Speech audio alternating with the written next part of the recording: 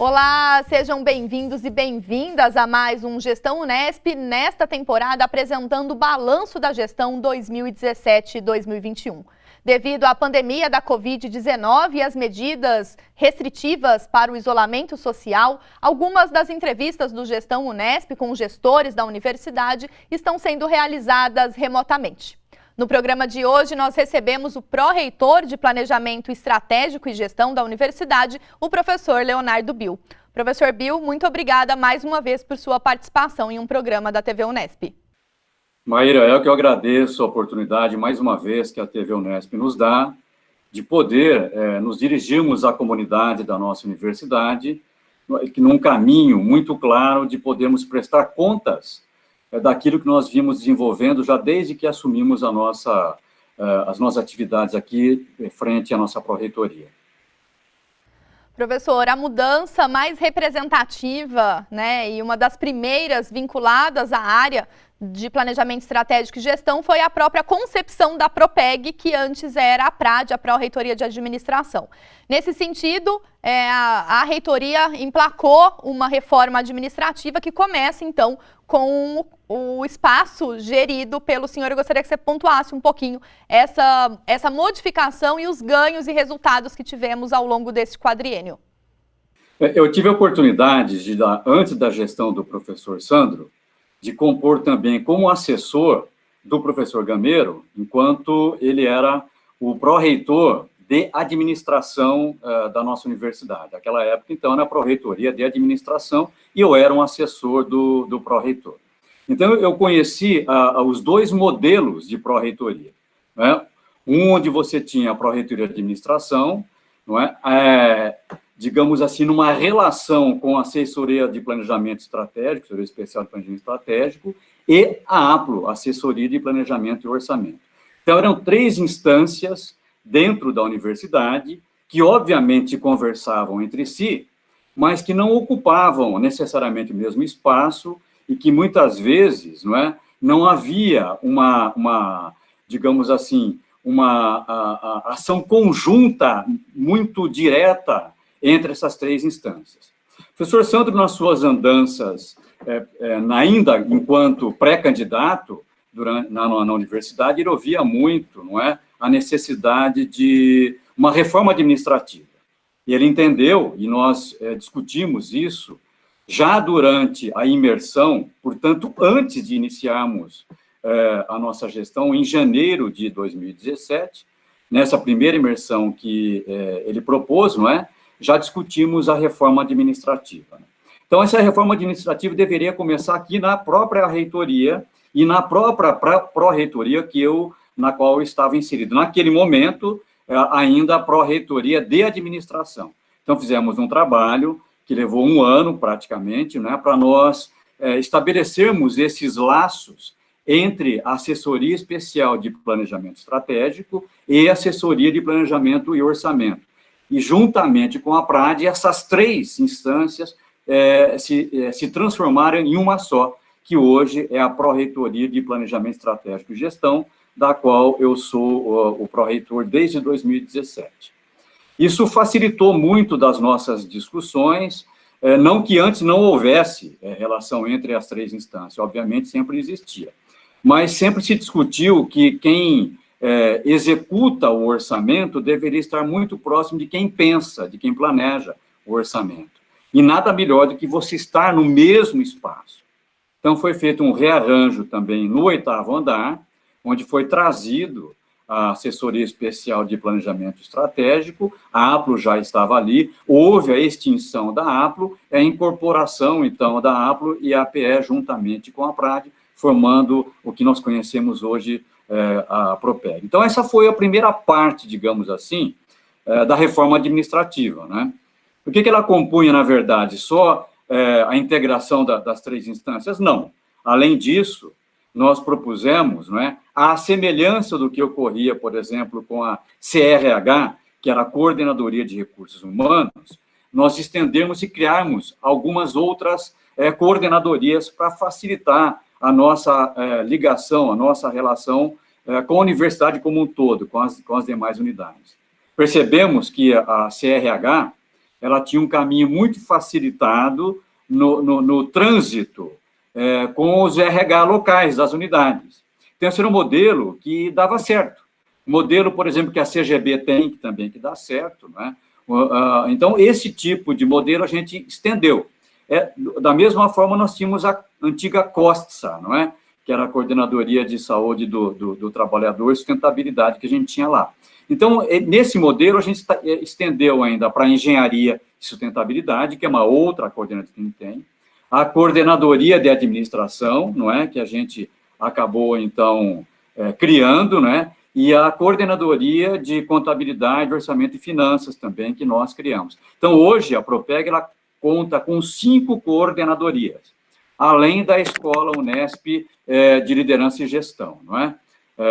Que passou também a integrar, e, obviamente, uma unidade, digamos assim, da universidade, que ela se encontrava sem ligação direta, embora ela respondesse de forma, assim, não do ponto de vista de organograma físico à antiga PRAD, que é o Unesp Saúde, não é? O Unesp Saúde também acabou sendo integrado à nossa pró-reitoria. Então, hoje, a Propeg, ela é uma estrutura muito ampla, não é?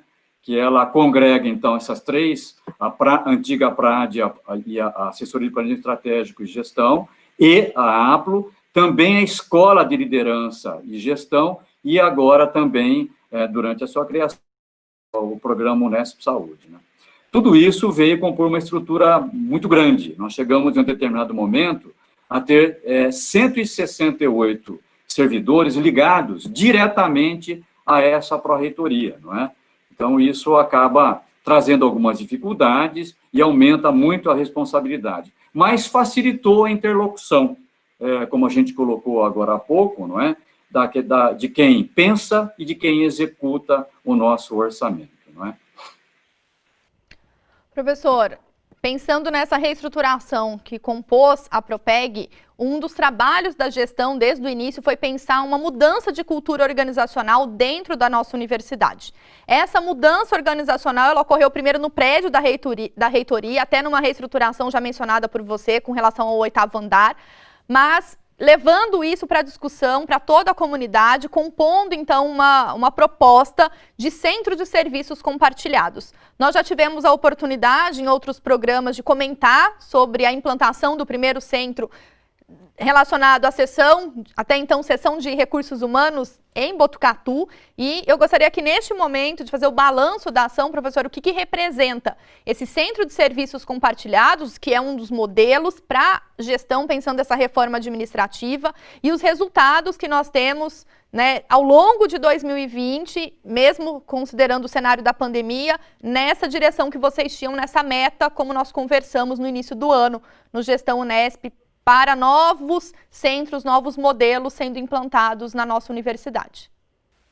Então, Maíra, já ainda por ocasião da primeira imersão, que foi coordenada pelo Gilberto Chiniachik, muito bem coordenada, inclusive, ele trouxe a ideia da implantação, da criação de centros de serviço compartilhados na nossa universidade, não é? Não só pela nossa incapacidade de reposição de servidores, e também, não é, pela projeção que nós tínhamos, já em 2017, de uma grande debandada de servidores técnico-administrativos por conta de aposentadorias e da nossa incapacidade de reposição, já desde 2014, que nós não tínhamos contratação, não é? Mas também, como você bem lembrou, por uma mudança de cultura. O mundo mudou, né? Como a gente sempre coloca. E eu faço questão de lembrar que desde 1976, quando a Unesp foi criada, até recentemente, não é? A estrutura organizacional da universidade, assim, global, das unidades, era a mesma, né? Ela não se alterou, enquanto que ocorreu muita coisa nesses mais de 40 anos no mundo e a universidade não acompanhou, deixou de acompanhar muito desse desenvolvimento, sobretudo na gestão de pessoas, né? Então, a começar com a transformação de coordenadoria de recursos humanos para coordenadoria de gestão de pessoas, não é? A própria, digamos assim, mudança de ótica, não é? No trato não das pessoas que compõem, que levam à frente as atividades da nossa universidade. Né? Então, orientado pelas nossas discussões na nossa imersão, a Coordenadoria de Gestão de Pessoas, juntamente com os demais membros da Propeg, nós trabalhamos, discutimos praticamente semanalmente, durante 1 ano e meio, a criação de um documento que estabelecia estratégias para uma reforma da universidade como um todo. Né? Então, ali nós tínhamos propostas de sustentabilidade orçamentária e financeira, propostas para reforma administrativa e propostas para reforma acadêmica. Então, dentro de nossa proposta de reforma administrativa, um dos pontos-chave que nós tínhamos era exatamente o Centro de Serviço Compartilhado. Isso, na verdade, não era uma criação nossa, a gente fez questão de enfatizar, já desde a década de 70, o mundo conhecia Centro de Serviço Compartilhado. Aliás, o próprio Estatuto da Unesp 76 já previa que atividades para o mesmo fim não deveriam ser duplicadas. Portanto, previa-se, já em 76, não com o nome de CSC, ou Centro de Serviço Compartilhado, mas agregação de servidores para a mesma atividade em um mesmo local e prestando serviço a várias unidades. Isso, na verdade, na essência, era um Centro de Serviço Compartilhado, só não recebia aquele nome naquele momento. Então, veja que a gente, na verdade, já estava atrasado e nem estávamos atendendo o próprio estatuto da criação da Unesp. Então, o que nós fizemos, na verdade, foi tentar implantar um modelo que existia já há muito tempo, para poder agilizar o nosso processo, mudar a cultura. Eu sempre cito o exemplo, e você colocou agora há pouco, que o primeiro CSC tratava, então, na área de gestão de pessoas em Botucatu, que é o meu campus, do qual eu sou originado, de onde nós temos lá 5, por exemplo, área de recursos humanos, seções de recursos humanos lá. Os próprios servidores entendem que não haveria necessidade disso. Isso poderia muito bem compor apenas uma central, digamos assim, de serviços compartilhados em recursos humanos e atender as 5 unidades, as 4 unidades universitárias, mais o GAC, lá de Botucatu. Então, nós iniciamos isso, propusemos isso inicialmente para a área de recursos humanos ou gestão de pessoas, porque é que estava mais avançado em termos de sistemas institucionais.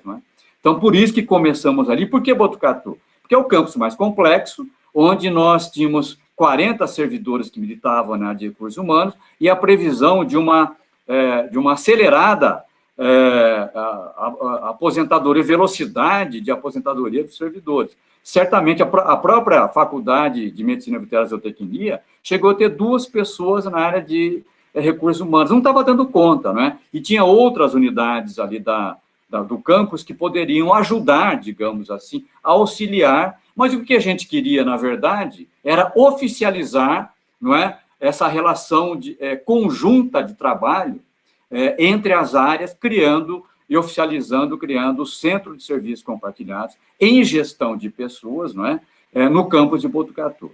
Então, aprovamos isso, é um modelo que teve ampla discussão, nós levamos o nosso documento para as unidades, para a comunidade, Isso, não digamos que foi muito bem recebido de início, houve muita, digamos assim, discussão acalorada em alguns momentos com relação a isso. Tudo que é novo leva a temor, A gente sabe disso, O ser humano, por natureza, a novidade sempre acaba incomodando até que ele conheça, porque ele desconhece o que vai acontecer com a sua própria situação funcional, digamos assim.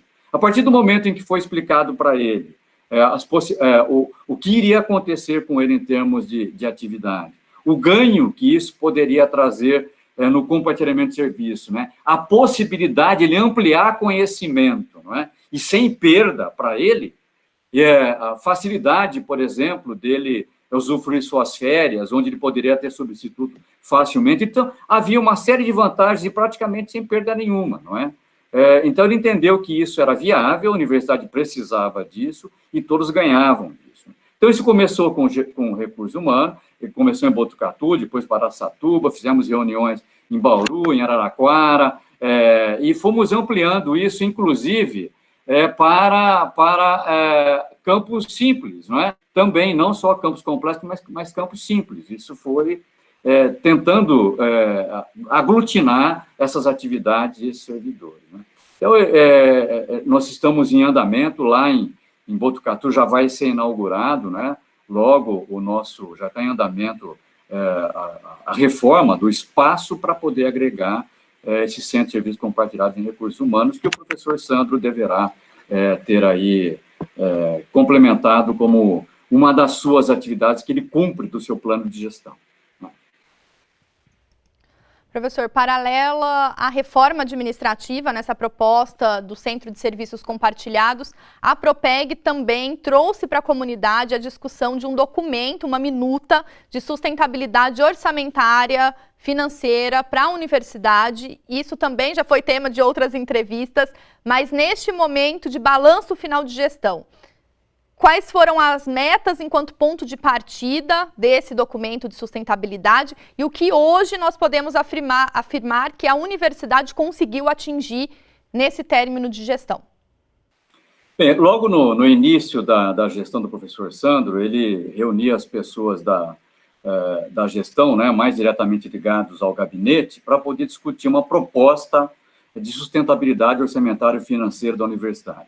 E era clara a sua preocupação, porque quando nós assumimos a gestão, nós já assumimos a gestão cujo orçamento não estava prevista a folha de 13º salário, não é? Embora houvesse uma reserva financeira que possibilitasse o pagamento, então havia recurso financeiro para o pagamento do 13º, no entanto, no orçamento não cabia a 13ª folha.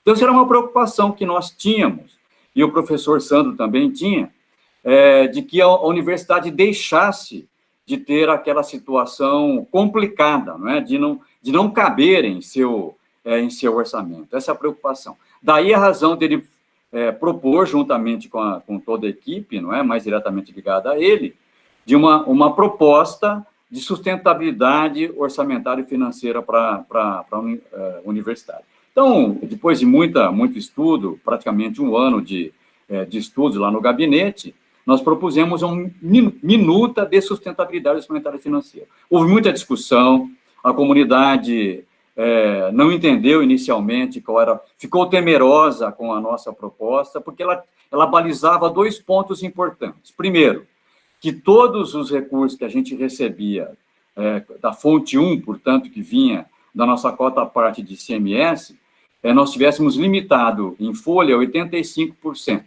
não é? Então, esse era uma baliza. E a outra, que nós tivéssemos uma reserva financeira ideal de pelo menos 4 folhas para que a universidade conseguisse atravessar momentos de turbulência no cenário econômico da nação, como nós atravessamos várias vezes, e esse ano ainda estamos atravessando, que é por conta da pandemia. Se a universidade não tivesse construído uma reserva financeira ao longo do tempo, nós não teríamos conseguido atravessar uma turbulência desde quando nós assumimos a nossa gestão em 2017, conseguimos estabilizar, e agora com a pandemia.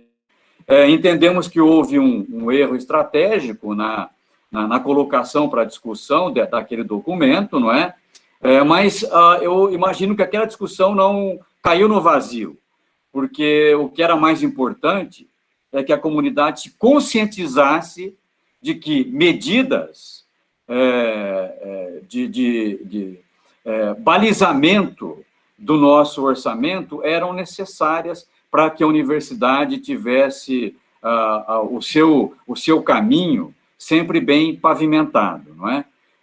De forma que, mesmo a gente assumindo, em 2017, faltando uma folha de 13º salário, não conseguimos pagá-la, não é? Só conseguimos fazer com que essa folha fosse efetivamente paga, não é? No final de 2019, no ano de 2019, lembramos, nós pagamos 2 13º salários, não é? Então, levamos 3 anos para que tivéssemos ajustados novamente o nosso orçamento em 2019. Não é? Pagamos, então, 2 13º em 2019, reequilibramos o nosso orçamento por conta de medidas, não é? E na tentativa sempre de levar aquilo que era importante, ou seja, 85% da cota parte do ICMS com a folha. Ainda estamos longe de ter esse equilíbrio aqui, não é? Mas, no final de 2019, aprovamos um orçamento para esse ano aqui, de 2020, no qual, finalmente, a universidade caberia em seu orçamento, não é? Então, prevíamos o último ano de mandato, de uma forma, assim, muito feliz, não é? Que nós conseguiríamos uma tranquilidade administrativa do ponto orçamentário financeiro. E é fundamental que se diga, a universidade, a gestão, não via só o orçamento e finanças, é óbvio, não é? Mas se você tem um desequilíbrio orçamentário financeiro, isso tem um impacto direto em todas as outras atividades. Não há como você levar adiante atividades acadêmicas importantes na graduação, na pós-graduação, na pesquisa, na extensão, na internacionalização, se você não tiver orçamento equilibrado para isso. Não há como você ter essa tranquilidade, não é? E nós havíamos conseguido em 2020, não é? Durante 2 meses fomos felizes.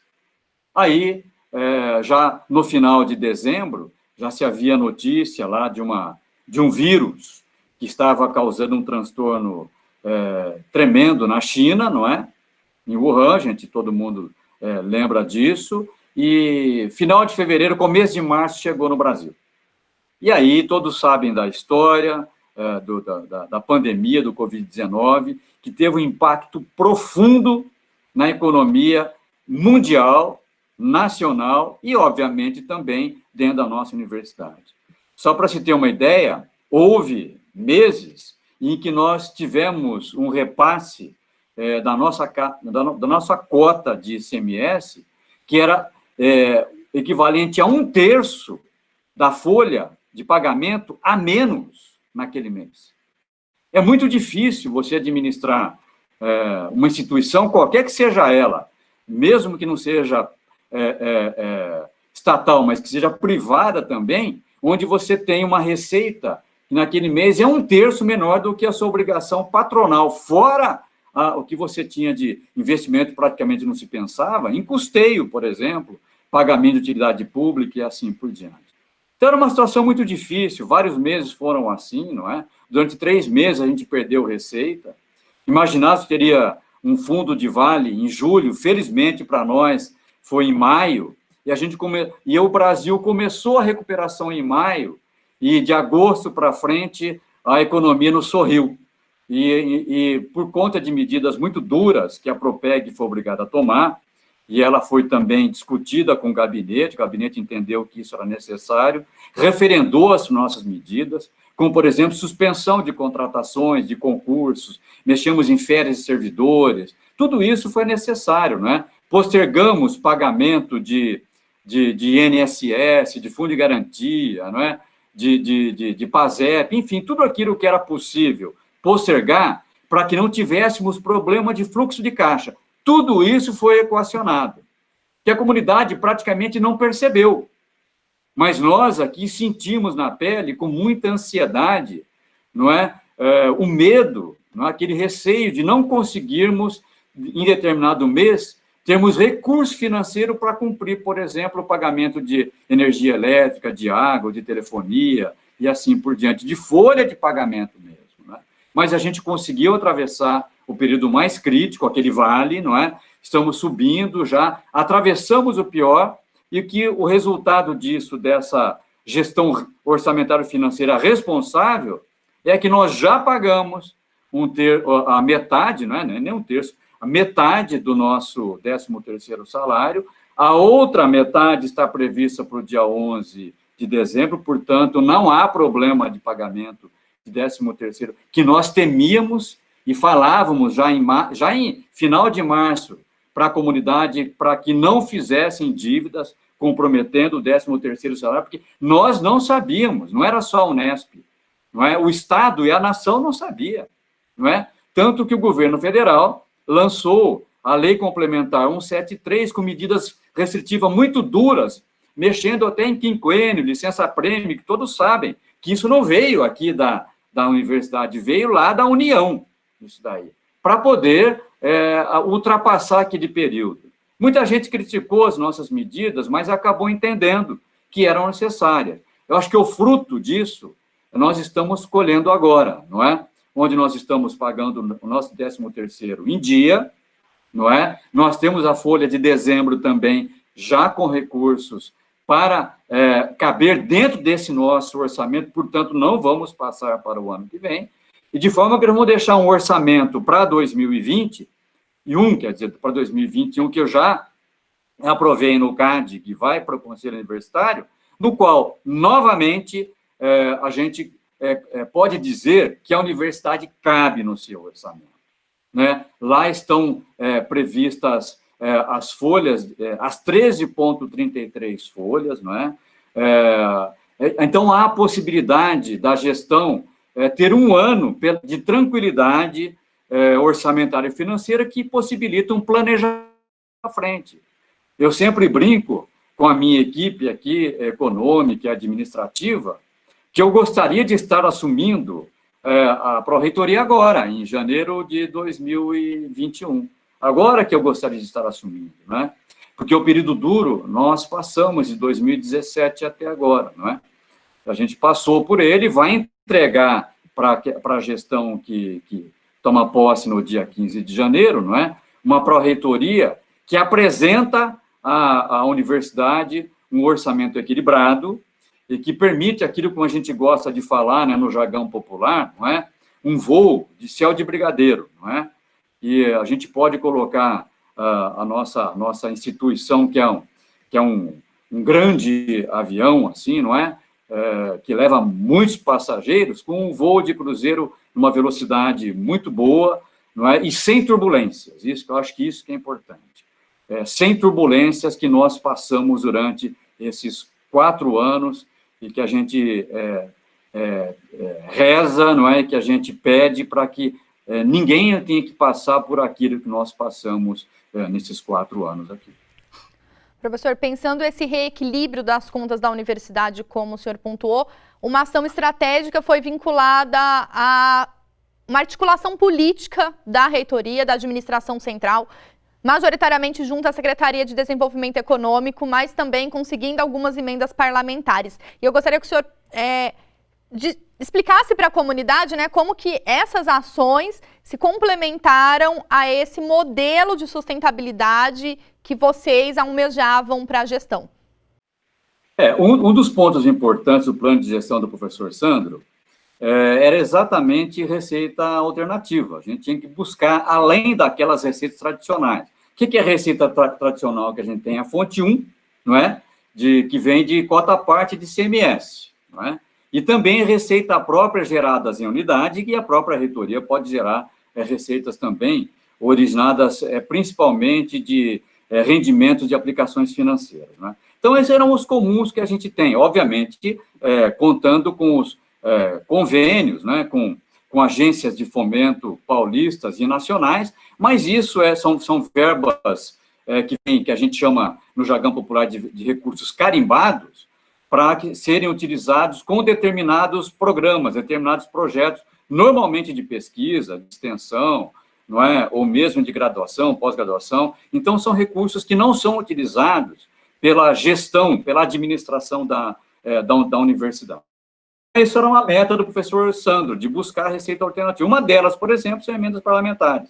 Tanto aqui no Legislativo Estadual, né, como também no Federal. Então, como você bem lembrou, nós conseguimos 12 emendas parlamentares na Assembleia Legislativa aqui do Estado de São Paulo, né? Foram 3,3 milhões. Falar, tudo bem, num orçamento de 3 bilhões que a universidade tem, 3 milhões não representa muita coisa. Depende do momento que você está vivendo e onde você pode colocar esses 3,3 milhões. Por exemplo, vou dar um exemplo clássico disso, como é agora que nós atravessamos, por conta da pandemia, não é? O EAD, que todo mundo lançou mão dessa ferramenta de ensino à distância. Nós somos obrigados, não é, a lançar mão dessa ferramenta de uma forma muito emergencial, muito rápida.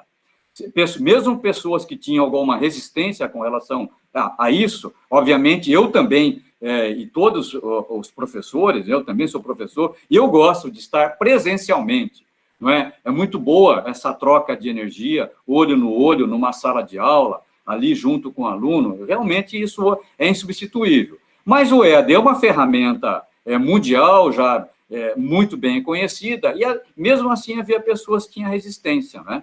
A pandemia nos forçou, nos obrigou essa ferramenta, não só para atividade didática, mas também para atividades administrativas, o teletrabalho, né?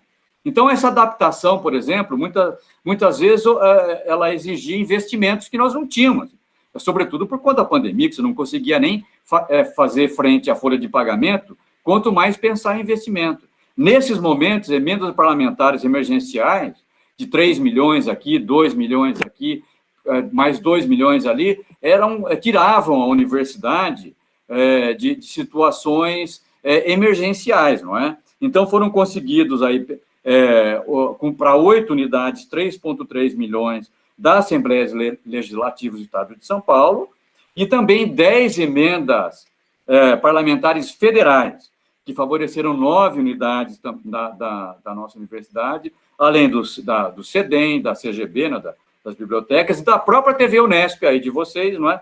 Com um total aproximado de 6,9 milhões, quase 7 milhões. Se você juntar aí, dá mais de 10 milhões de reais, que foram recursos para investimento, não é?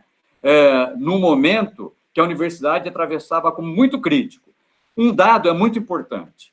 Para esse ano aqui de 2020, quando nós iniciamos, nós tínhamos previsto 3 milhões de investimentos no orçamento da universidade. 3. Para conseguir atravessar, atender como reserva de contingência emergencialmente a universidade. Só nesse ano foram conseguidos 10 milhões, mais de 10 milhões. Então, 3 vezes a nossa capacidade de investimento esse ano, não é? Que nos ajudou em situações muito importantes que foram conseguidas aí. Então, esse digamos, foi um sucesso, não é, da gestão do professor Sandro, ele mesmo trabalhou diretamente nisso, o gabinete, e a gente entende como uma iniciativa muito importante que deve ser continuada pela próxima gestão. Professor, outra ação dessa gestão foi a transparência no sentido de apresentar as contas da universidade por meio de um boletim econômico, inclusive sendo apresentado em todas as reuniões do Conselho Universitário.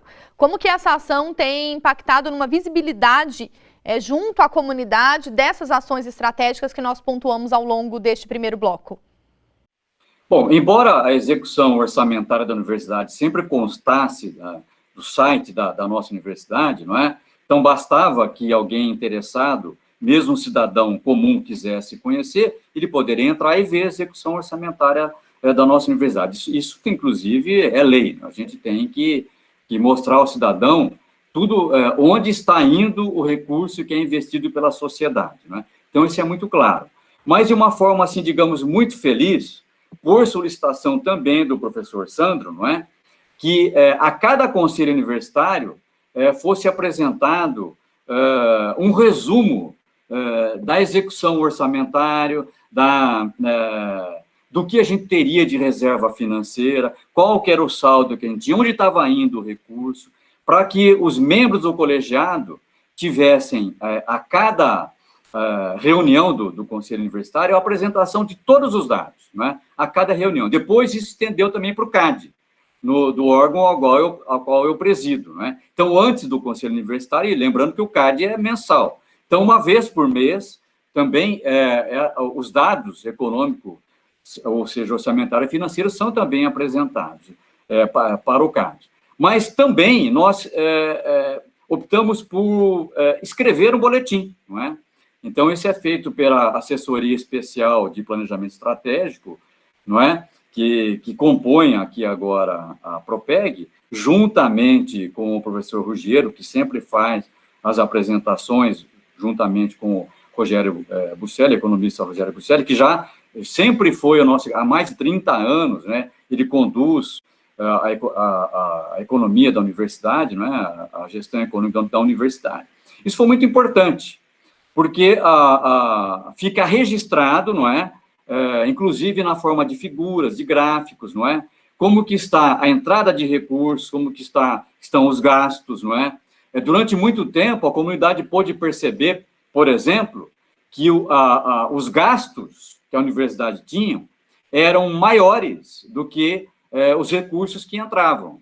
Então, sempre a linha de gastos estava acima da linha de receita. E a nossa meta era fazer com que essas duas linhas se cruzassem em um determinado momento, não é?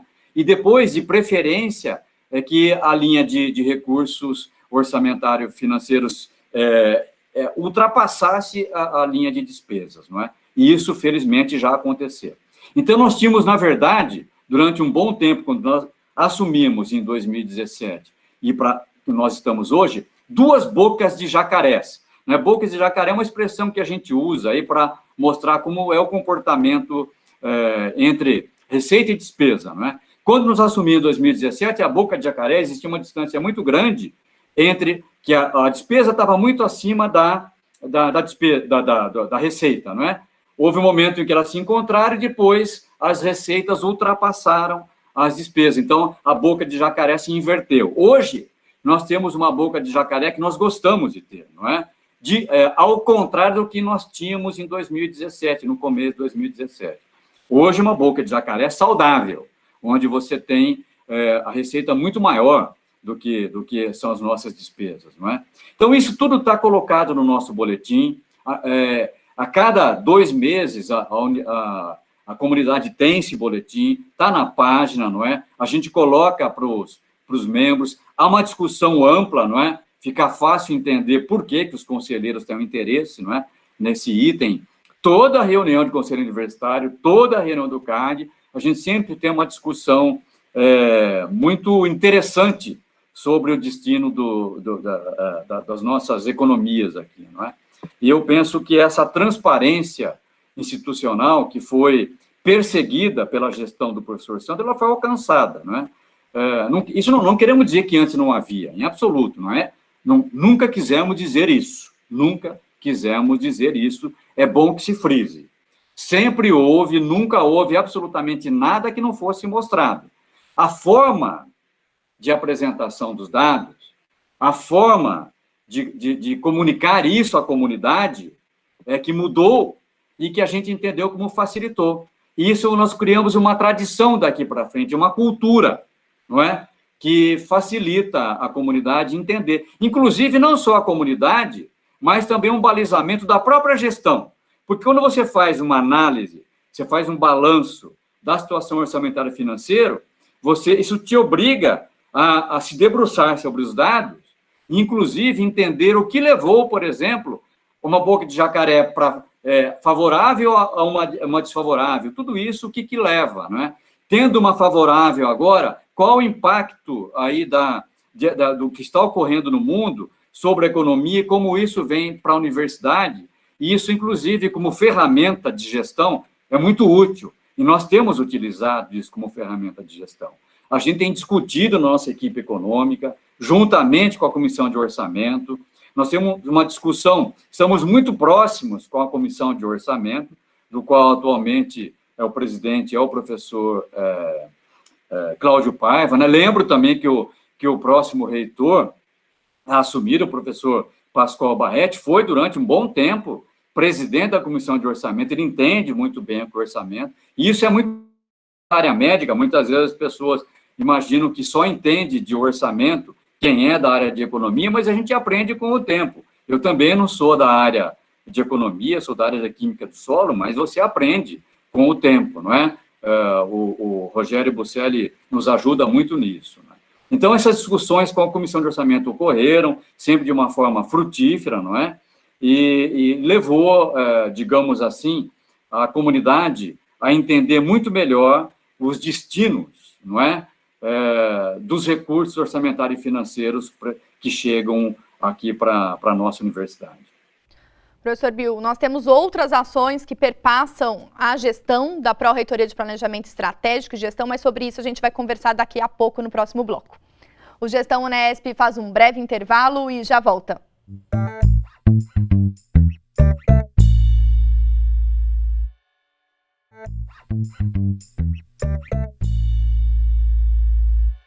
O Gestão Unesp está de volta, apresentando o balanço das ações da gestão da universidade no quadriênio 2017-2021. Aqui nós conversamos com o pró-reitor de Planejamento Estratégico e Gestão, o professor Leonardo Bill. Professor, nós pontuamos a dimensão do orçamento, ações estratégicas que estão relacionadas à atuação da Propeg neste quadriênio, e uma delas diz respeito à eficiência energética, inclusive compondo o convênio Unesp Santander. Muito bem lembrado. Já também na nossa imersão, a primeira imersão que nós fizemos em 2017, e antes disso também, quando o professor Sandro, ainda pré-candidato, ele já foi alertado sobre os elevados custos, não é, da universidade com energia elétrica. Não é? A universidade gasta, em média, 30 milhões de reais por ano com energia elétrica. Não é? Não só por lâmpadas, mas, sobretudo, em algumas unidades, 60%, por exemplo, do que a unidade gasta com energia elétrica vem de conforto térmico, não é? Ou seja, ar-condicionado para poder não só laboratório, mas também salas de aula. Né? Então, esse era um problema que a gente tem na tentativa de reduzir custos com energia elétrica. Né?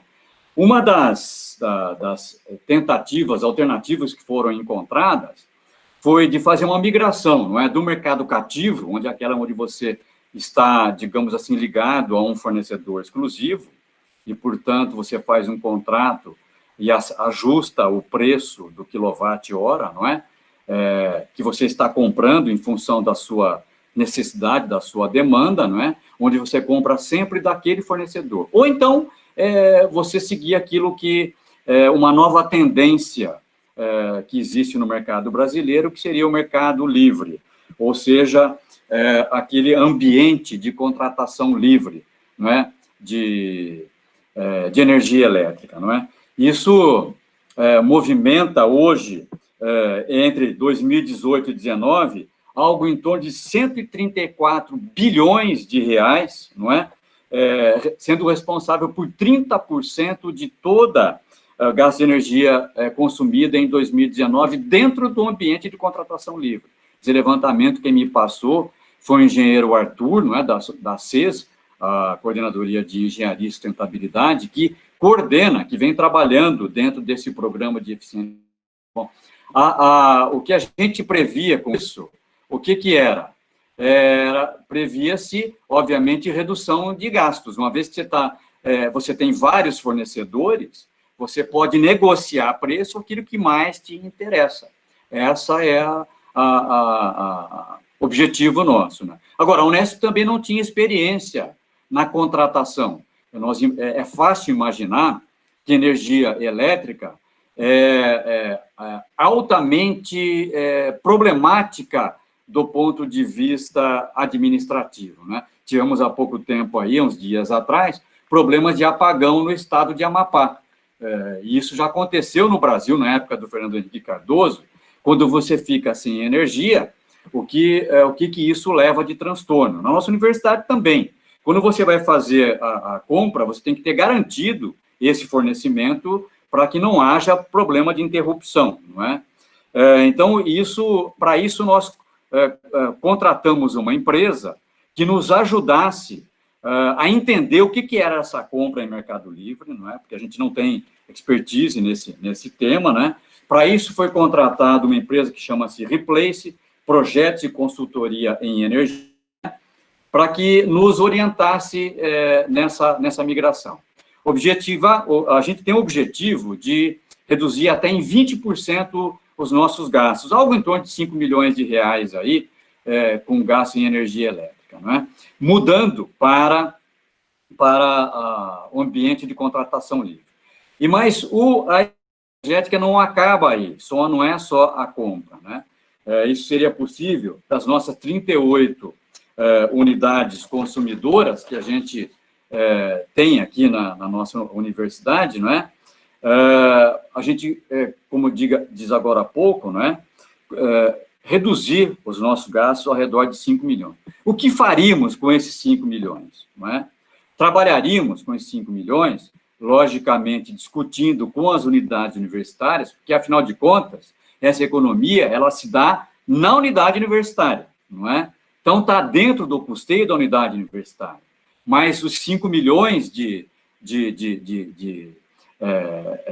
a gente deixaria de gastar com energia elétrica na universidade como um todo, teria que ter benefício para a universidade como um todo. Para isso, nós iríamos criar um programa que nós teríamos de eficiência energética, que a gente iria, então, trabalhar com programas de geração de energia, aqui de célula fotovoltaica, por exemplo, né, que a gente pudesse, então, com o tempo, durante, assim, prevendo num planejamento a muito longo prazo, até a sustentabilidade total em energia elétrica na universidade. Obviamente, é um planejamento, um prazo muito longo, 30, 40 anos, que isso pudesse acontecer. Mas um dia a gente tem que começar, e começando isso, as coisas iam evoluindo. Então, esses recursos seriam utilizados para esse programa de eficiência energética para a universidade, né? Em comum acordo com os diretores, com o fórum de diretores, isso foi muito discutido, e a gente está levando adiante isso aqui, né? Nós já iniciamos a compra? Não, ainda não, mas deixamos, digamos assim, entendemos o processo hoje, uma empresa nos orientou para isso, há segurança jurídica para isso, e estamos, então, entregando para a próxima gestão, uma vez que tudo ficou regulamentado aqui dentro da universidade, agora no final de gestão. Nós vamos passar, então, aos próximos gestores, e eles vão definir, então, quando e quais unidades começarão essa migração aqui. Mas, junto com esse programa de migração para o Mercado Livre e também a de gestão de energia da Unesp, uma outra ação importante que a gente deve lembrar, não é? E que vem também da Coordenadoria de Engenharia e Sustentabilidade, diz respeito aos recursos que foram conseguidos das prestadoras, não é? De energia, né? das nossas empresas que fornecem energia elétrica para a universidade, né? Então, dentro do programa de eficiência energética das empresas de distribuição, a Unesp, ela entrou em editais e conseguiu recursos desde 2017 já, para Presidente Prudente, R$400 mil, em 2018, para Tupã, R$460 mil, em 2019, de novo, para Presidente Prudente, R$1.014 mil, para Franca, R$714 mil, em 2020, esse ano aqui, para São João da Boa Vista, R$200 mil, para Rio Claro, R$409 mil, e Rosana, R$831 mil, num total aqui de 2017 para 2020, de R$4 milhões, não é? De troca de equipamentos, de lâmpadas, principalmente, não é? Sobretudo de lâmpadas LED, que reduzem muito o consumo de energia, em 80% do consumo de energia de uma unidade. Então, isso foi conseguido pela equipe do engenheiro Arthur, não é? Dentro desses editais do programa de eficiência energética dessa empresa de distribuição. Isso é um ganho, eu imagino, para nós aqui, são R$4 milhões que nós estamos colocando de investimento que veio de fora. Então, receita alternativa, de novo, que se junta àquelas emendas parlamentares, já somam aí nesse período aí, algo então de R$14 milhões, que vem de fora e que são colocados aqui dentro da nossa universidade. Eu quero parabenizar, então, uma vez mais, a Coordenadoria de Engenharia e Sustentabilidade por mais essa ação que a gente tem desse pessoal muito qualificado que nós temos aqui em nossos quadros, não é?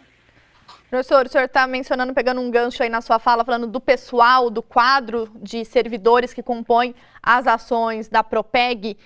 Pensando na universidade como um todo, a Coordenadoria de Gestão de Pessoas, ela também foi repaginada, vamos assim dizer, nessa gestão, no sentido de trabalhar essa dimensão da gestão das pessoas e também a competência dessas pessoas no ambiente de trabalho, no relacionamento interpessoal. Eu gostaria que você fizesse esse balanço, né, da reflexão que nós temos hoje em relação às pessoas que compõem a nossa universidade. Então, Maíra, também, lembrando, eu acho sempre muito importante nós ligarmos as nossas ações ao plano de gestão. Ó. Então, o plano de gestão, ele balizava as nossas ações, e o professor Sandro ele sempre fez questão que a gente sempre recorresse ao seu plano de gestão, para ver que aquele plano de gestão foi aprovado pela comunidade, portanto, nós tínhamos que dar continuidade e fazer a execução daquele plano de gestão. Uma delas em que ele colocava era exatamente a revisão do plano de carreira, não é? Então, a CGP, a Coordenadoria de Gestão de Pessoas, ela propôs a revisão do plano de carreira, que ainda está vigente, e outro, por um novo, onde se prevê gestão por competência.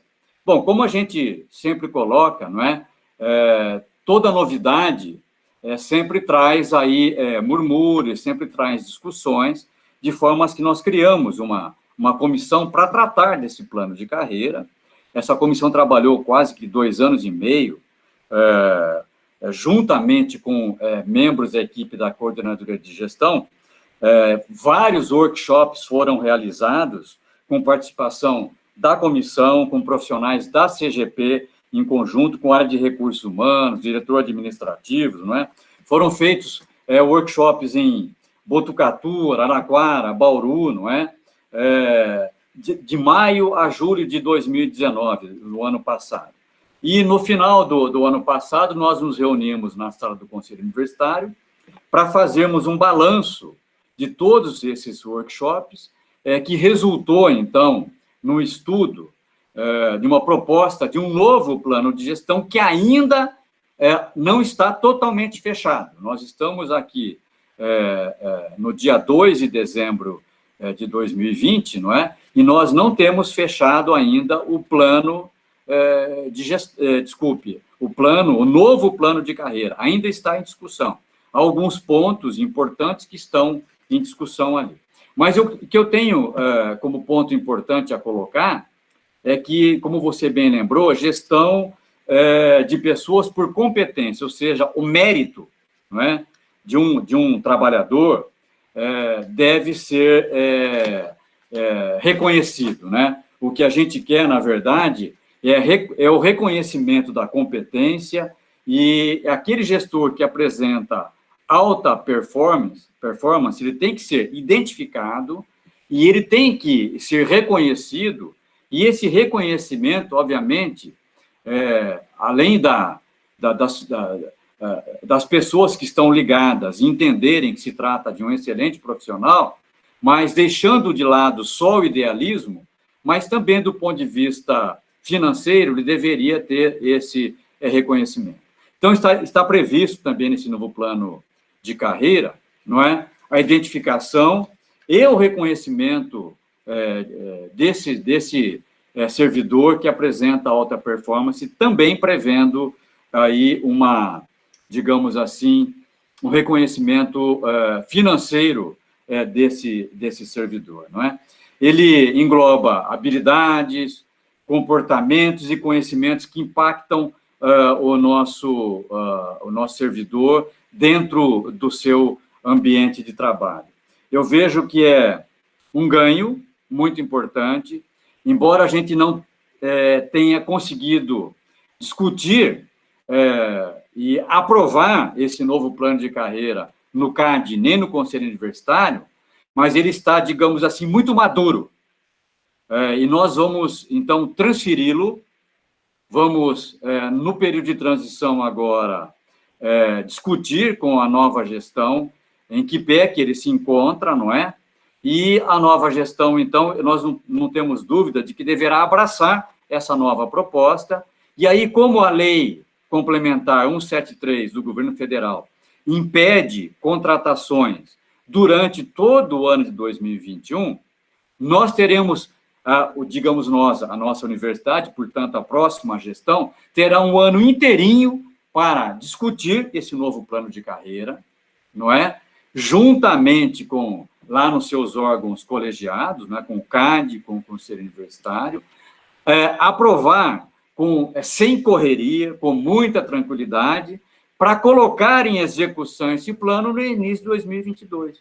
Então, tem um ano todinho aí para poder discutir com tranquilidade. Por isso é que nós entendemos que não haveria necessidade de correr com a aprovação desse plano, mesmo porque nós não poderíamos colocá-lo em prática no próximo ano. Então, vamos transferi-los no período de transição para a próxima gestão, e ela discute e aprova nos colegiados para o ano de 2021. Professor, ligado a essa dimensão das pessoas, do trabalho da nossa universidade para além da comunidade interna, está a atuação da Escola Unesp de Liderança e Gestão, que o senhor pontuou no início da fala, né, que passou a compor a Propeg. Pensando nas atividades realizadas pela escola, né, o que a gente consegue destacar desse quadriênio 2017-2021? Então, a Escola Unesp de Liderança e Gestão, a gente lembra, todos se lembram, ela foi criada, inclusive, na gestão anterior, e ela estava ligada ao gabinete do vice-reitor, não é? Então, no processo de reforma aqui da estrutura organizacional do prédio da reitoria, a escola veio também compor aqui a Propeg. Então, hoje ela está ligada à nossa pró-reitoria, não é? E ela é muito importante, a começar pelo próprio nome, não é? Escola Unesp de Liderança e Gestão. Então, ela é muito importante, inclusive, com relação ao seu papel estratégico na governança universitária, não é? Que é o que a gente faz aqui. Eu me lembro quando eu era diretor, à época, eu comecei 15 dias depois que o professor Macari, eu pedia cursos, não é? Para o professor Macari, que ele possibilitasse, viabilizasse cursos aos administradores de unidades, porque nós, como acadêmicos, de repente, como somos colocados gestores, passamos por um pleito eleitoral, um processo eleitoral, somos eleitos e de uma hora para outra somos gestores. E temos que, de uma hora para outra, sair de uma sala de aula, de um laboratório, e entender o que é licitação, o que é Tribunal de Contas, quais as implicações disso, né, o que é Bolsa Eletrônica de Compras, Superior Tribunal de Justiça, e assim vai, não é? Tudo aquilo que diz respeito à governança, à administração. Então, isso a gente pedia, porque era um gargalo, era uma coisa difícil, que nós tínhamos que atravessar, e muitos poucos diretores tinham esse treinamento, porque muitos poucos diretores são de áreas ligadas, como, por exemplo, se você tem em Araraquara, a Faculdade de Ciências e Letras, onde você tem uma escola de administração pública lá. Hoje, por exemplo, o diretor daquela unidade lá, que é o presidente da Comissão de Orçamento, nós temos a felicidade de ser de uma escola de administração pública, mas a grande massa de gestores não é. Então, por isso que a gente sempre pedia que nós recebêssemos orientações, treinamento para sermos gestores. Né? E foi crescendo a ideia e se criou, não é? Não só gestores, mas também liderança. Nós temos que pensar na universidade como um todo e gradativamente, nós temos a criação de liderança, desenvolvimento de lideranças para que assuma a nossa universidade ao longo do tempo, não é? A gente vem trocando, as pessoas que me formaram, hoje não estão mais na universidade, não é? Foram líderes um dia, hoje nós estamos na liderança e amanhã não estaremos mais. E deveremos preparar pessoas para que continuem o nosso caminho. E a escola tem um papel muito importante nisso, nesse campo de atividade, né? Um exemplo disso foi em 2018, no final de 2018, quando a escola de liderança, a Escola Unesp de Liderança e Gestão, ela propôs, não é, e levou adiante um encontro denominado Diálogos sobre a Universidade Pública, inclusive internacional, ver gente de fora tratar desses temas aqui, não é? Que foram relativos aos 30 anos da Constituição Federal de 88. E por que foram aos 38? Porque na Constituição Federal de 88, que deu a base legal para a autonomia universitária. Então, aquilo foi tudo organizado, aquele encontro foi organizado pela Escola Unesp de Liderança e Gestão, muito importante, porque dali saíram diretrizes, ideias que balizam, que mudam a nossa cabeça, mudam a nossa cultura para frente, não é? Outra ação importante da escola, agora mais recentemente, não é? Ela coube à escola tarefas estratégicas, por exemplo, quando se juntou o CENEP, que era Centro de Estudos e Práticas Pedagógicas, né, que a gente tinha o antigo CENEP, juntamente com o NEAD, Núcleo de Educação à Distância, que resultou em uma resolução que criou o IEP3, que agora estão sendo inaugurados vários IEP3 em todas as unidades universitárias aí, não é?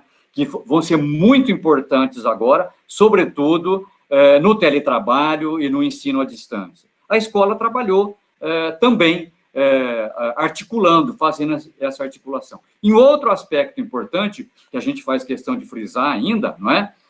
Com relação, que está vinculada à Escola Unesp de Liderança e Gestão, o programa de acessibilidade, não é? Que hoje está muito ligada com a Secretaria Estadual dos Direitos da Pessoa com Deficiência.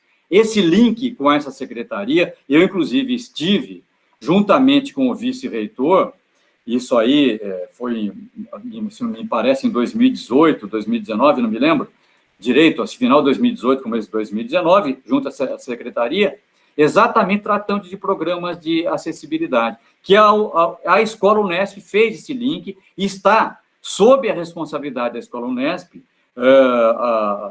os programas de acessibilidade da nossa universidade, não é? Junto à Comissão Permanente de Acessibilidade da Unesp. Então, ela tem muita ação, ela tem colaborado muito, não só com a Propeg, mas também com o gabinete, com a gestão superior da universidade e com todas as unidades, não é? Ela pode, por exemplo, quando você tem treinamento para chefes de departamento, agora todos sabem, você tem os mandatos dos chefes de departamento agora, você tem os períodos uniformes em todas as unidades, não é?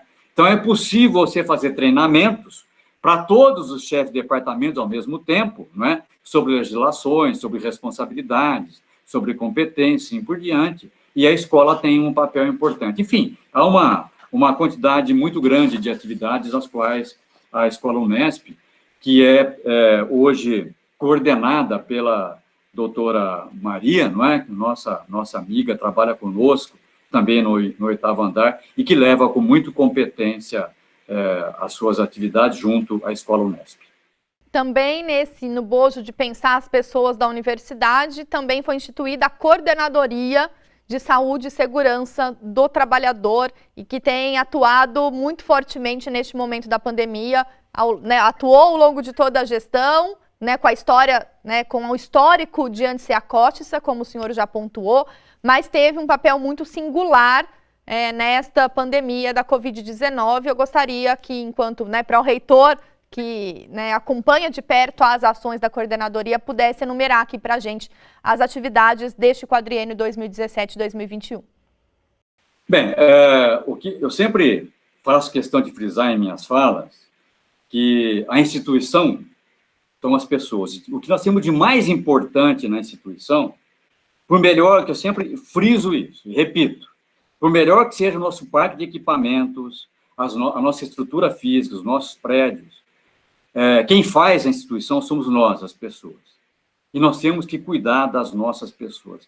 Então, quando nós mudamos o nome da Coordenadoria de Recursos Humanos para a Gestão de Pessoas, tem esse objetivo de valorização das nossas pessoas que compõem os servidores técnico-administrativos e docentes e que tocam a nossa universidade, que é o que nós temos de mais valioso. E a nossa Coordenadoria de Saúde e Segurança do Trabalhador, ela está aqui com esse papel exatamente para cuidar da saúde e da segurança do nosso trabalhador. Lamentavelmente, ela teve que ter um papel muito importante esse ano, maior do que ela tinha. Porque ela tinha um papel, digamos assim, rotineiro, não é? de exames laborais, assim por diante, laboratoriais, que a gente fazia todo ano e vinha fazendo, né? Mas por conta da pandemia do Covid-19, ela foi forçada a ter uma atividade que ninguém gostaria que ela tivesse, nem ela mesma. Não é, a doutora Ludmila abraçou essa causa com uma equipe muito grande, né, que compôs o Comitê Central de Covid-19 da universidade, e que tratou dessa pandemia que afetou profundamente, não é, o mundo e também os nossos trabalhadores. Até hoje, nós estamos sentindo, hoje nós temos aqui no prédio da reitoria apenas 35% das pessoas presencialmente trabalhando, né? Todos os demais, ou no sistema de rodízio, ou em teletrabalho, né? Quem tem alguma comorbidade, que atende aquele protocolo que é colocado pelo comitê, que atende a Organização Mundial da Saúde, não é? Então, só trabalha quem não tem algum tipo de comorbidade, ou que possa, por exemplo, apresentar. Eu, por exemplo, já ultrapassei a linha dos 60 anos, não é? Então, não deveria estar aqui presencialmente, mas eu posso assumir a responsabilidade, uma vez que, graças a Deus, felizmente, estou muito bem de saúde e quero estar aqui presente, não é? Trabalhando presencialmente aqui, não é?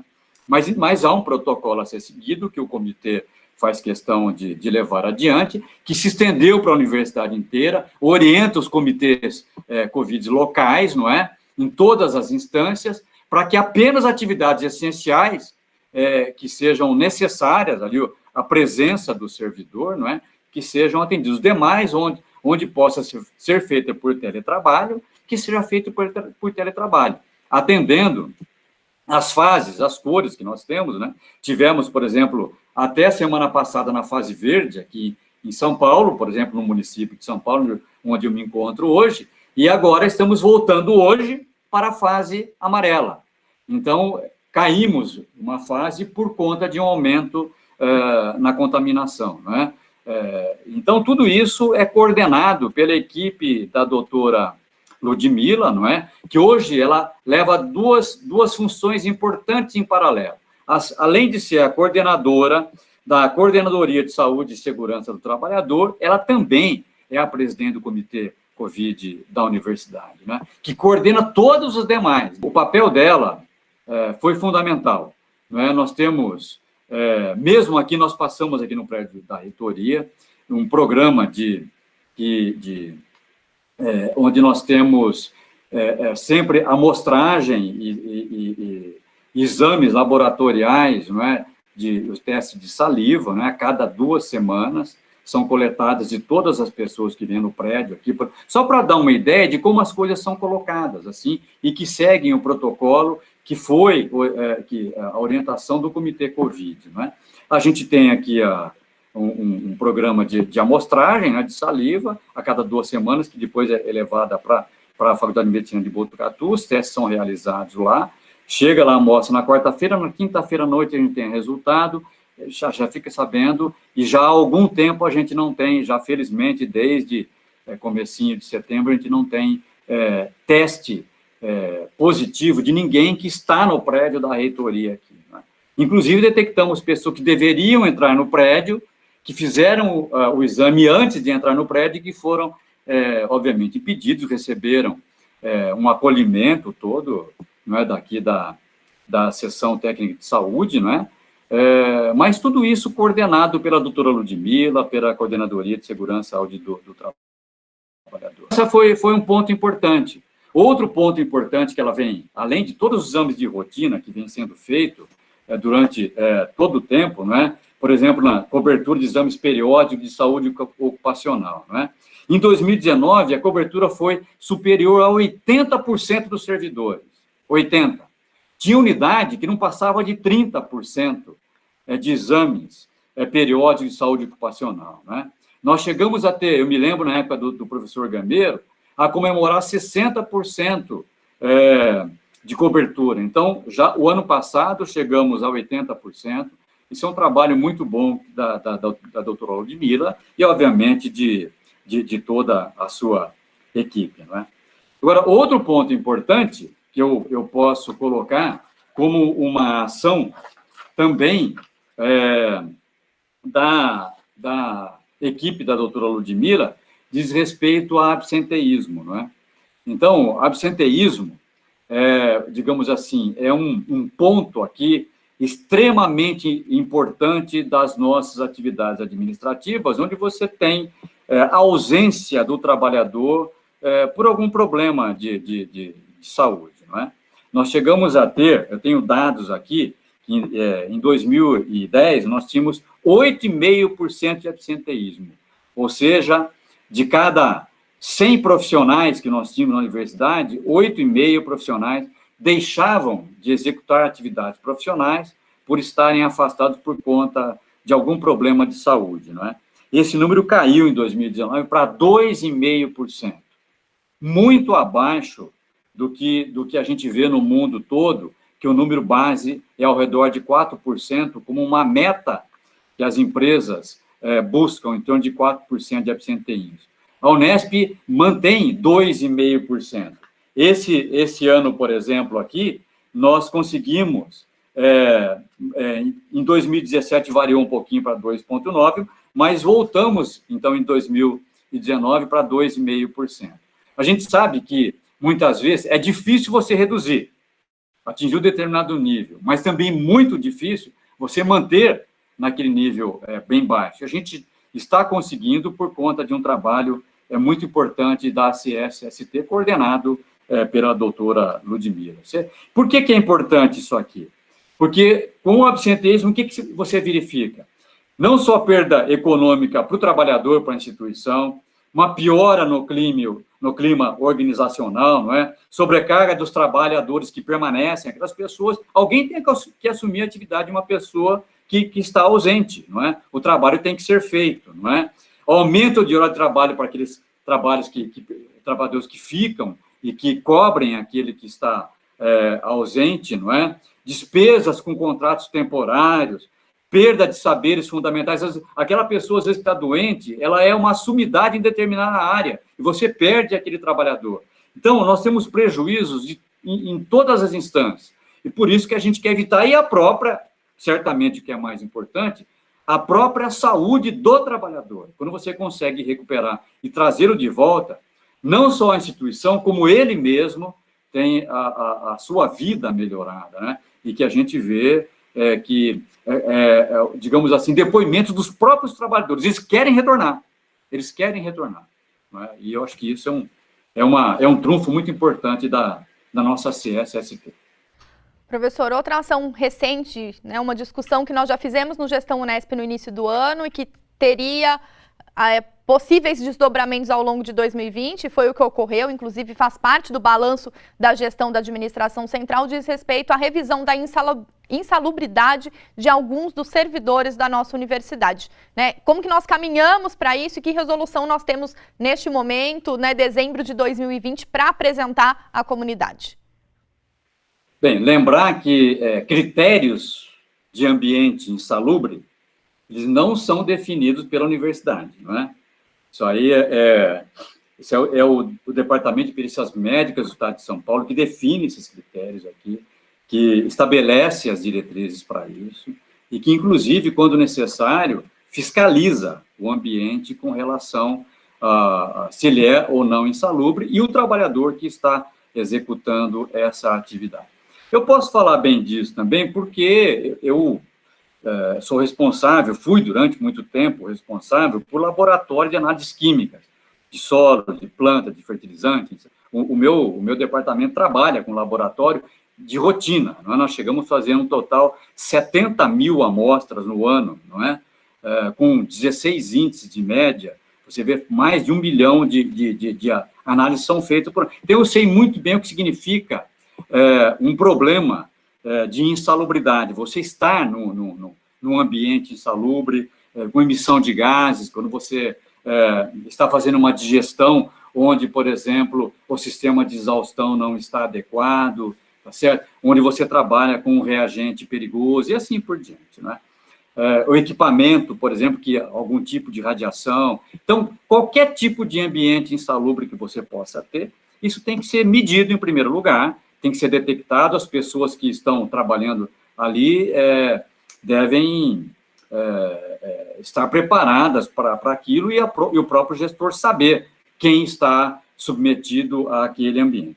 Mas, voltando ao DPME, o DPME, então, já desde 2017, a Unidade Central de Recursos Humanos da Secretaria de Planejamento e Gestão do Estado de São Paulo, ela padronizou os procedimentos, já desde 2017. E ela determinou que a cada 5 anos nós temos que fazer revisão, né? Todos os órgãos do Estado, a cada 5 anos, são obrigados a fazer essa revisão dos graus de insalubridade com que cada trabalhador está submetido, né? Então, a Unesp também se enquadra, é uma das autarquias, não é? Ela se enquadra, e de setembro a outubro de 2018, os processos com o resultado de revisão realizada pelo DPME retornaram aqui para a Unesp, não é? Isso daqui. Então, cerca de 500 servidores, não é? Não concordaram com aquele resultado. Bom, aí cabe recurso. Se ele não concorda com o grau que foi a ele atribuído, não é?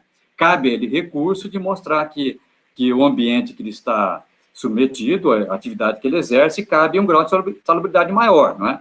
Bom, isso volta para a DPME. O que a universidade faz? O que a reitoria faz? Ela facilita, na verdade, um malote entre o processo dele e o DPME. Muitas vezes, aquilo é feito direto entre a unidade e o DPME. Isso é importante que se diga, porque a gente ouve, não é, que a reitoria está segurando algum processo, atrasou o processo. Em absoluto, isso não acontece.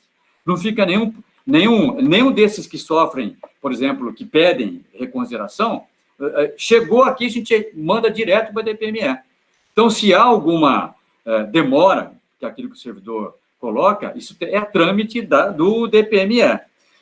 Portanto, o que nós temos que informar que a grande maioria deles já retornou do DPME para as unidades. Hoje, do que veio do DPME, também a hora que vem de lá, a gente volta para a unidade aqui. A gente não deixa absolutamente nenhum processo parado aqui. Para os estatutários, os processos seguem direto da unidade para o DPME. E a reitoria, como a gente já disse, só serve de intermediário. Para os seletistas, não é? A Coordenadoria de Saúde, portanto, a CSST, ela tem analisado os pedidos por meio digitais. Então, mesmo agora, no período de pandemia, também nós não paramos aqui a avaliação dos processos de insalubridade. A gente tem feito dessa maneira, não é? Nós temos 5 processos apenas aguardando o retorno do trabalhador ao campo de atuação, não é? Pois, nesse caso, a vistoria do local de trabalho é necessária. Então, mesmo que a gente consiga fazer alguma atividade que possa ser de forma virtual, há algumas situações em que a visita, quer dizer, no local de trabalho é necessária. Então, hoje nós temos 5 desses processos que exigem a presença de uma fiscalização ou de uma, não é, no local de trabalho. Então, esses nós temos que esperar aqui quando o DPME vai possibilitar isso aqui. Mas nós estamos trabalhando de forma a agilizar, não é?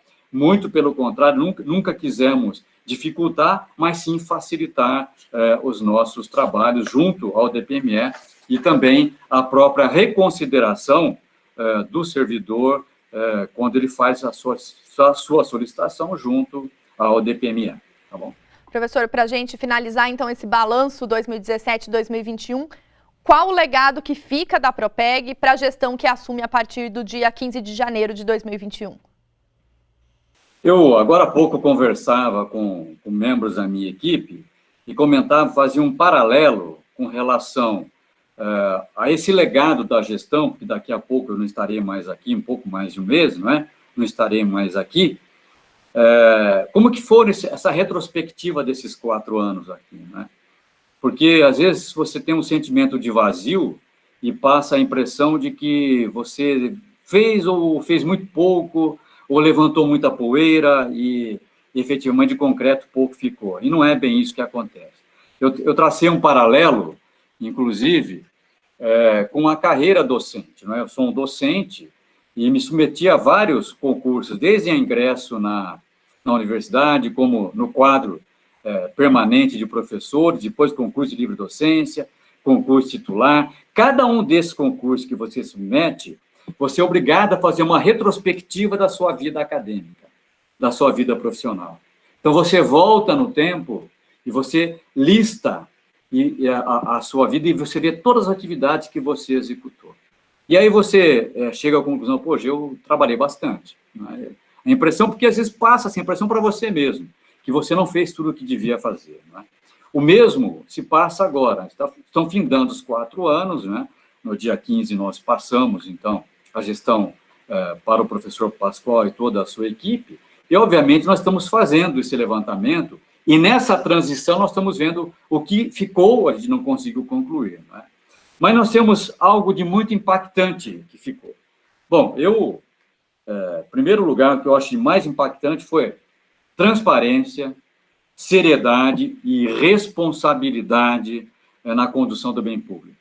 Isso aí eu quero dividir com todos os membros da minha equipe, da Propeg, que se estendeu, inclusive, quando a gente fala em membro de equipe administrativa, não é só a Propeg, porque ela baliza todos os diretores administrativos, seção de contabilidade, finanças, serviços, da universidade como um todo. Todas elas estão interligadas aqui, né? Saúde, está tudo interligado conosco. Engenharia, onde tiver, está tudo interligado conosco aqui. Então, essa seriedade, transparência e responsabilidade na gestão com o bem público, eu acho que nós temos um legado a deixar. Isso não quero dizer que esse legado também não foi deixado pelas demais. Nunca quero dizer isso em absoluto. Mas eu acho que é um legado importante, que isso não é mensurável, não é? Mas é importante que se diga isso, porque eu estaria cometendo injustiça com os membros da minha equipe se eu não colocasse isso, né? Eu quero lembrar coisas importantes que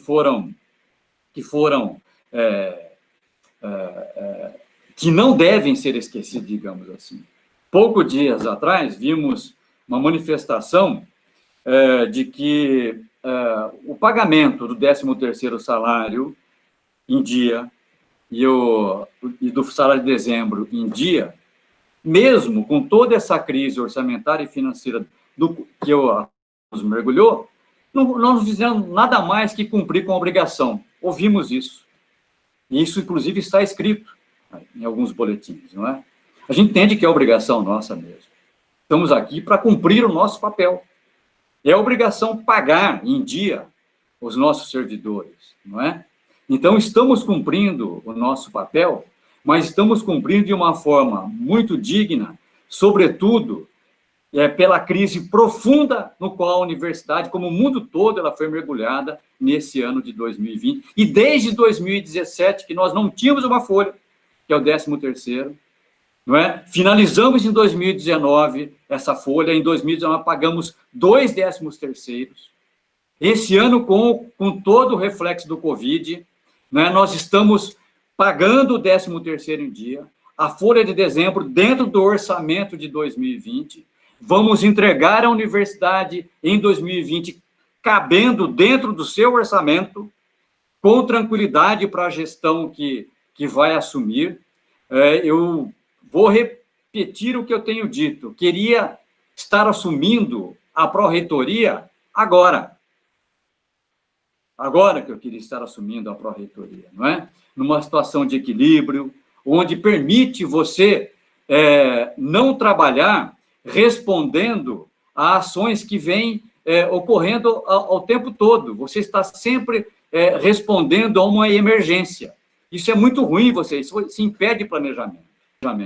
É possível, então, planejar, uma vez que nós havíamos previsto, não é, para o ano de 2020, inclusive, a previsão de contratação de 100 professores em tempo parcial, mais 70 servidores técnico-administrativos e até 3% de recomposição salarial. Tudo isso foi previsto para esse ano de 2020, que a gente não conseguiu completar os 3% ainda, mas completamos os demais itens aqui, não é? Então, esse ajuste orçamentário financeiro foi muito importante, não é? Como a gente faz questão de frisar. Medidas administrativas duras que nós fomos obrigados a tomar. Muitas vezes a comunidade demorou um pouco para entender essas medidas, mas elas permitiram um real equilíbrio das nossas contas, né? E outro ponto que merece destaque se refere à CPI das universidades. Ano passado, nós ficamos durante praticamente 6 meses, mergulhados, aqui dizia praticamente toda a equipe da reitoria, né, toda a atividade desenvolvida, estavam voltadas a responder questionamentos que vinham lá da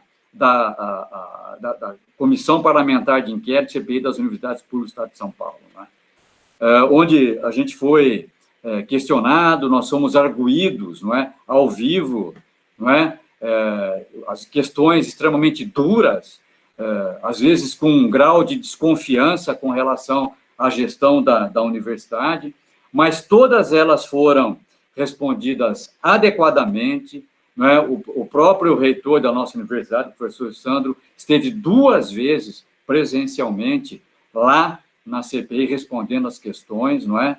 E por conta de todas as nossas respostas e apresentação de dados que nos foram solicitados, nós podemos dizer que desse episódio, que foi muito tenso, que causou muita ansiedade, não é? Porque, inclusive, ele colocava em xeque a própria autonomia administrativa e acadêmica das 3 universidades públicas paulistas. O resultado de todo esse episódio foi de que a gestão das universidades públicas estava adequada, não é? E o que eu posso dizer da Unesp, que ela saiu bem maior do que ela entrou dentro dessa CPI. Isso foi um ponto muito importante, do qual membros da equipe Propeg trabalharam duramente, durante muito tempo, durante 6 meses, fornecendo dados, não é? E, então, eu quero, uma vez mais, fazer menção a esses membros da minha equipe que possibilitaram com que a gente tivesse respostas adequadas. Bom, o que nós temos que deixar, sem dúvida, de tudo aquilo que a gente passou durante esses 4 anos aqui, mas sob a minha ótica, certamente o maior legado que eu posso deixar, e que às vezes não é mensurável, né, é o comprometimento da equipe. Eu tenho uma equipe aqui fenomenal, monumental, né? Desde o início de 2017, como ela está hoje, nós sempre nos demos as mãos. É óbvio que houve momentos de extrema tensão, como é natural, e só tem em família a gente tem problema de tensão. Quanto mais numa equipe aqui que chegou a ter 168 pessoas convivendo dentro dessa pró-reitoria, e que das nossas atividades isso irradiava para as demais pró-reitorias acadêmicas, que eu sei que são as atividades fim da universidade. Mas a nossa pró-reitoria, ela possibilitou com que as demais pró-reitorias tivessem tranquilidade nas suas ações, né? O que eu quero dizer que esse comprometimento da equipe foi muito grande e que criou aquilo que eu carinhosamente rotulo como família Propeg. Eu faço sempre questão de dizer, eu me emociono às vezes quando eu falo isso. Em todas as minhas falas, toda oportunidade que eu tenho, eu sempre me refiro a isso. Quando eu falo no CAD, ou todas as reuniões que eu sempre tenho oportunidade de manifestar, em função de pró-reitor, eu sempre friso isso, né? Nós temos aqui a família Propeg, né? E lembro, já disse isso algumas vezes, e vou repetir quantas vezes for necessário com que isso seja repetido, não é? E de forma contundente, não é? Nos períodos mais difíceis que a universidade atravessou, certamente esses últimos 4 anos, eu não tenho dúvida nenhuma em dizer que os períodos mais difíceis estiveram nesses 4 anos que a universidade atravessou. Não só do ponto de vista administrativo, orçamentário e financeiro, de tensão fora, com CPI, com trato com o governo e assim por diante, né? Mas eu quero lembrar que, nesse momento difícil, alguém esteve tocando a universidade, conduzindo a instituição, não é?